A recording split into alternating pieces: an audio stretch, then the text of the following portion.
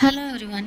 விக்ரமின் அடுத்த திரைப்படம் ஷியான் 64. இயக்குனர் யாருன்னு பார்க்கலாம் வாங்க. நடிகர் விக்ரம் தற்பொழுது மண்டேலா பட புகழ் இயக்குனர் மடோன் அஸ்வின் இயக்கத்தில் ஒரு படத்தில் நடிச்சிட்டு வராங்க. ஷியான் 63 என இந்த படத்திற்கு தற்காலிகமாக டைட்டில் வச்சிருக்காங்க. இந்த நிலையில் விக்ரமின் அடுத்த படம் பற்றிய அறிவிப்பு வெளிவந்திருக்கு.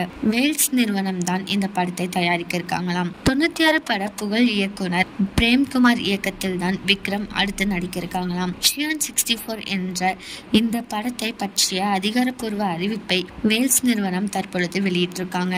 இந்த அறிவிப்பில் விக்ரமுடன் எடுத்துக்கொண்ட புகைப்படங்கள் வேல்ஸ் நிறுவனம் வெளியிட்டிருக்காங்க. இதில் உடல் எடையை குறைத்து தனது கேட்பை மாற்றி ஆளே மாறியிருக்காங்க விக்ரம்.